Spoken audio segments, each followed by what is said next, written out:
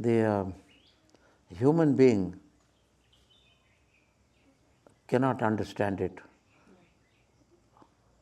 to create creation without a purpose. That's why God is God. God can create creation without desire. The purpose here means a desire, because without desire there can be no purpose. So it's a desireless state of creation.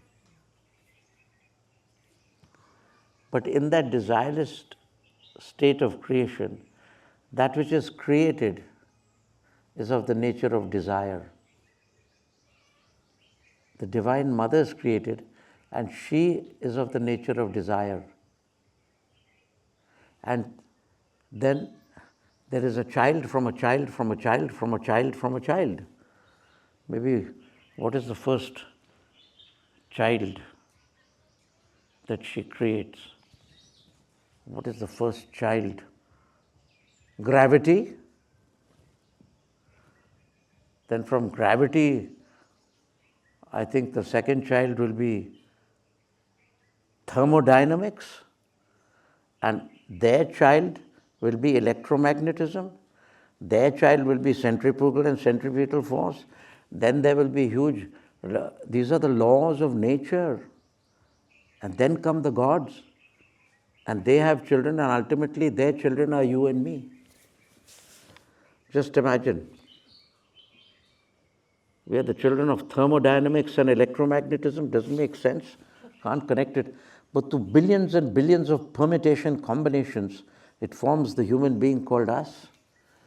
And we have the potential to get back to our source by the Omkar Kriya, by the Shiva Shakti Kriya, techniques to get back to your original goddess, your God essence. Since the ladies objected, I've stopped saying God, I say God essence.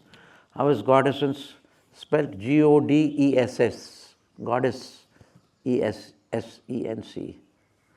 So when the essence of man and woman are combined together, they form a pure essence which is beyond the sex, beyond gender, and is just a pure awareness.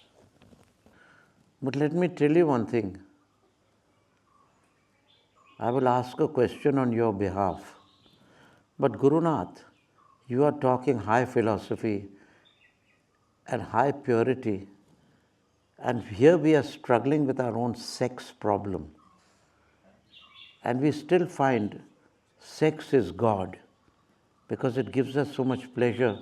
Gurunath, if God is in everything, is He not in sex?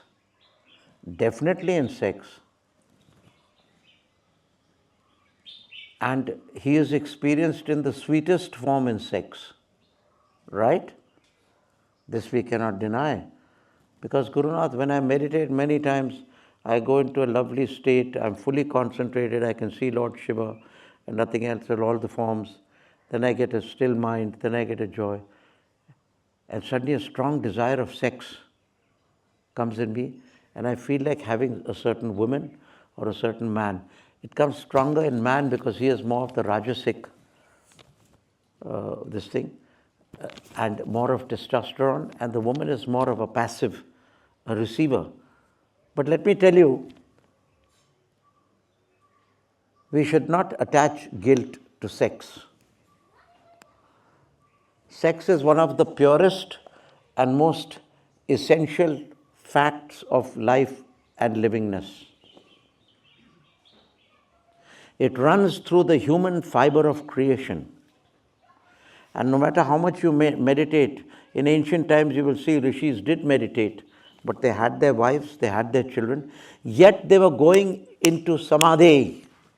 This means the modern church has given you a false sense of guilt to make their own money and to keep you suppressed under them. Anyone who is a natural man, who has sex through marriage, through love, or through staying together, if it's consensual, if it is agreed on both sides, it is an act of God. Let me tell you this. And from the act of sex, you can go to the highest states of Samadhi. So let it not worry you it is running in your movement, and it will keep to you till you are in Sabikalp Samadhi. It will be to the last thing. You will be in Samadhi, and then suddenly you will come out of Samadhi, and then you will get that feeling. Your husband will come there, and you'll suddenly give him an embrace, and you'll have a wonderful sex. So Samadhi at this end and sex at this end, and life is going on. But you say, no, what I will think, all my Samadhi and my purity has gone to waste because I've had sex. Wrong. It has lifted you to a more natural human being.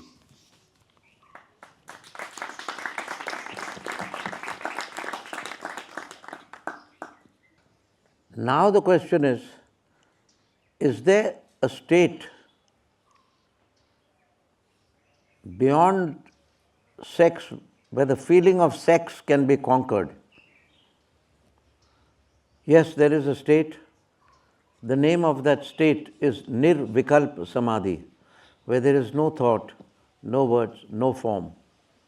That means you are entering from the final state. Sabikalp Samadhi, Samadhi with thought and form, is the purest state your Fürstand can achieve. Now after you become a Paramahamsa, a Siddha, and say you are an Avdut, very high state, like Jesus, or Francis of Assisi, or the nun of Avelia, or Teresa Neumann, and you want to leave that state of the Sigmata and go into the nothingness state, then there are two ways. Very high states these are. One state is when you reach the state of Sabikalp Samadhi and the state of Francis of Assisi, or Apollonius of Tyana, or Ramanujacharya.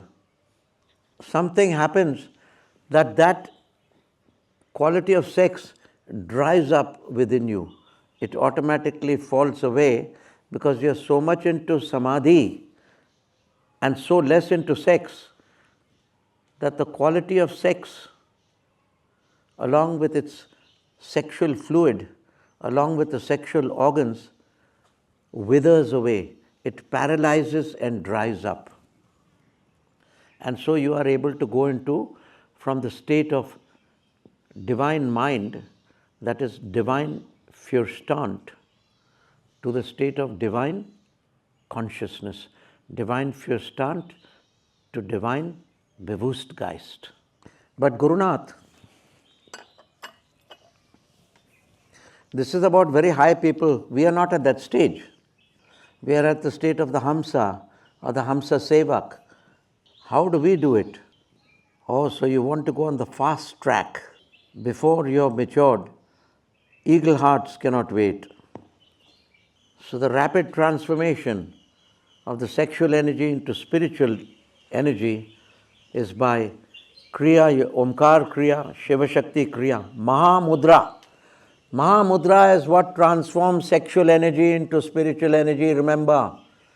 Gurunath, but my question is, I want to reach God, but I don't want to lose control of my sexual energy. I want to have my sexual energy and progress also at this stage. And I want to leave it at another. So the answer is, even if you do 10 to 20 Mahamudras, you will not lose the desire of your sexual energy. You will just have control over your sexual energy. Does that answer many of your questions? Does that answer an important question? Because no guy would want to leave his manlyhood, he's a man. That is a symbol of a man. You can't just be, you want to have that, and yet you want to be in control. So for that, Mahamudra gives you this control. It's very, very important. The Nabhi Kriya Mahamudra, if you do 12, you will see you're in perfect control and you have the same sexual energy. But you can say no when you want to, and yes when you want to. Once Lahiri Mahasaya was sitting, and two ladies came to him They wanted Kriya Yoga. So to one lady he said, he told all the ladies, do Kriya, do 22 Kriyas and 110. Baba used to give a lot of amount beyond their capacity also. But to one lady he said, okay, you do 12 Mahamudras when you begin with. He looked at the other ladies. He said, you do 50 Mahamudras. So he had known, he had seen that he was in Banaras, that other lady, she was a prostitute. But she was very devotional and she wanted to do Kriya. She said, how can God be partial? Because my karma has made me a prostitute. I'm not bad. I'm doing my devotion. So he said, you also. But 50 Mahamudras he gave her and she got over that desire. She got a job, a well finely paid job. She lost that excess desire to success and she had a wonderful ending.